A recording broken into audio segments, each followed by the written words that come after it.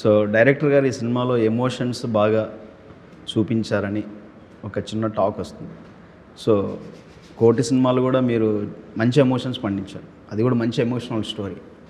Emotions ఎప్పుడైతే బాగా హైలో ఉంటాయో సినిమా ఆడియన్ని ఖచ్చితంగా హుక్ చేస్తుంది. కరెక్ట్. సో అలాంటి సీన్స్ ఈ సినిమాలో ఉన్నాయా? ఎమోషనల్గా హుక్ చేసే సీన్స్ చాలా. అంటే ఈ సినిమాలో ఇది లేదు అనే ఎమోషన్ లేకుండా అన్ని ఎమోషన్స్ ఉంటాయి. యా, అందుకే sub title every beat has an emotion అని. ఓ రైట్. సో సబ్ టైటిల్లోనే ఉంది కదా ఎమోషన్, నేను అబ్జర్వ్ చేయలేదు. ఓకే. సో రాజమ్మ ఎందుకు భయపడుతున్నా? నేను ఏమైనా టీచర్లా కనిపిస్తున్నాను అంటే ఎప్పుడూ నవ్వుతూ అల్లరిగా కనిపిస్తారు కదా, ఇవాళ నేను కూర్చోగానే ఓకే. సో జాబిల్లి, అంతకంటే ముందు శ్రీదేవి, ఇప్పుడు రాజమ్మ.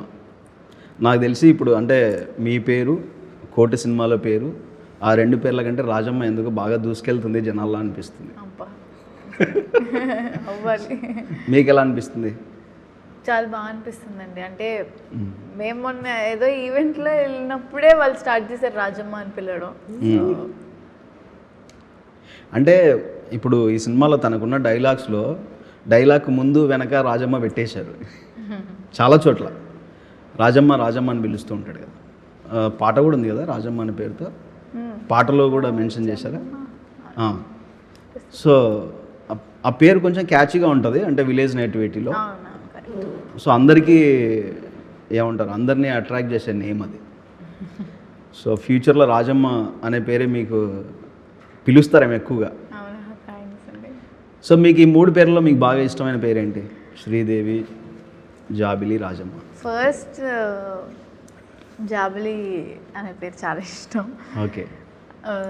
తర్వాత రాజమ్మ. యాక్చువల్లీ నా పేరెంట్ నాకు అసలు నచ్చదు. అంటే శ్రీదేవి అంటే సూపర్ స్టార్ పేరు అది. అయ్యో అది ఓకే, సూపర్ స్టార్ శ్రీదేవి గారు. అవును కరెక్ట్. బట్ అలా అంటలేదు. అంటే మామూలుగా నాకు ఆ పేరు నాకు కొంచెం ఓల్డ్ గా అనిపిస్తుంది. ఓల్డ్ గా అనిపించింది నాకు, అసలు ఇష్టం. రాజమ్మ ఇంకా ఓల్డ్ తెలుసా మీకు? అవును, but Rajamma but me generation తెలియదు అది, కాబట్టి మీకు కొంచెం కొత్తగా అనిపించవచ్చు మేబీ. బట్ రాజమ్మ అనేది బాగుంది, కొంచెం క్యూట్.